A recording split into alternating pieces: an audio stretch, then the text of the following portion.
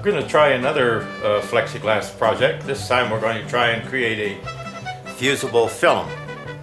And to do this, we're going to need the transfer sheet, which I have on the table here. We're going to need some frit. In this case, I'm going to use powdered frit.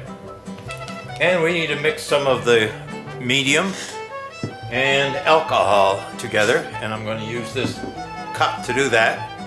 So let me put 2 tablespoons of each in the cup, and then we'll be ready to go. All right, I have a couple of tablespoons of each inside the cup. I'm going to stir them up now to mix them. And that's our first step, just mix them up.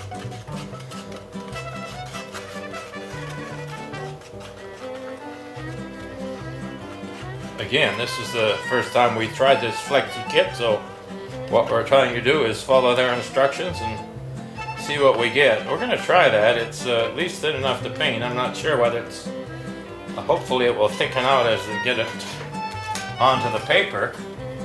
But let me just try that. We're going to put the paintbrush in here and just paint a little on to our sheet.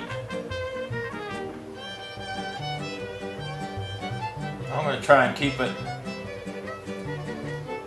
fairly in the same place.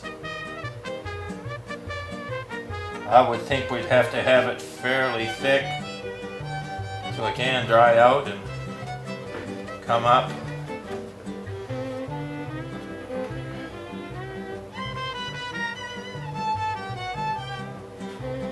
I'm just sort of layering it on here. Reminds me a little bit of putting kiln wash onto something.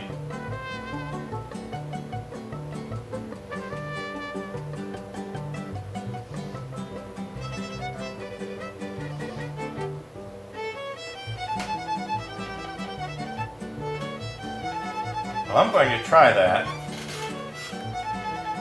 And we'll just take the frit powder. I'll just use a spoon here. Take the powder and sort of sift it onto the medium that I put onto the transfer paper.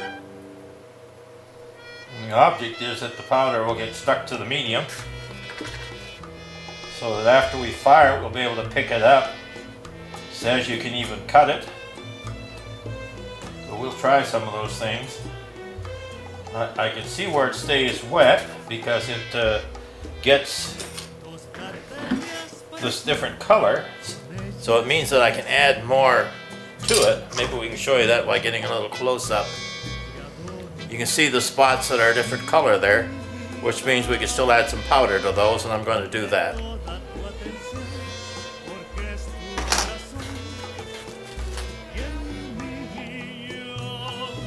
Alright, I've let it sit about 3 or 4 minutes, and now we're going to see if we can shake the excess off. I'll just smooth. I had this taped down, by the way, so that I could brush and it wouldn't move it.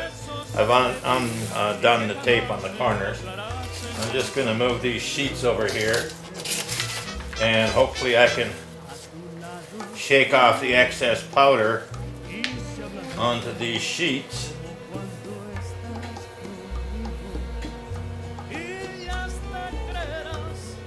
And when I do that, I have just a layer of powder there now.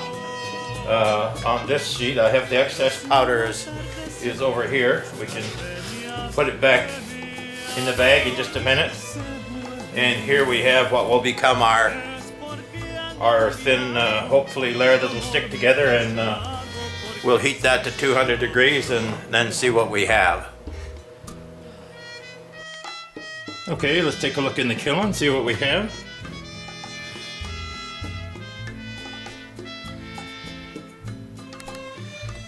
Alright, now the next step is to take it out of the kiln and put it on our table. Here we are on the table. Now let's see what we've got.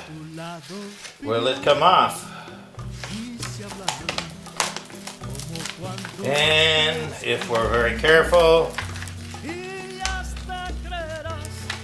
and I mean careful, because it's so thin, this material's so thin, but there we do have Okay, we do have a thin piece of powdered frit.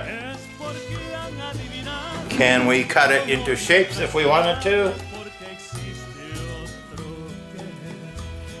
Yes. If you're careful. Looks like we could do that.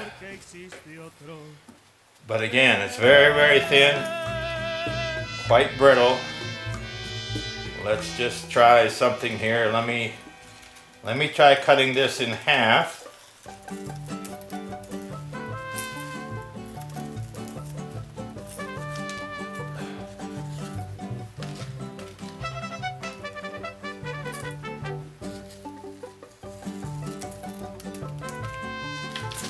Okay, so we've cut it in half.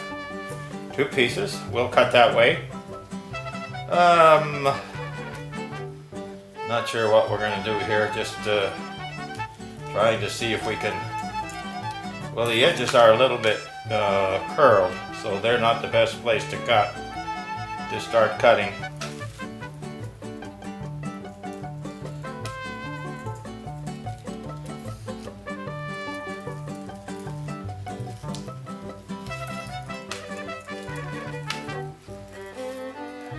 Of course, as you bring the scissors around, it's going to break off the other piece.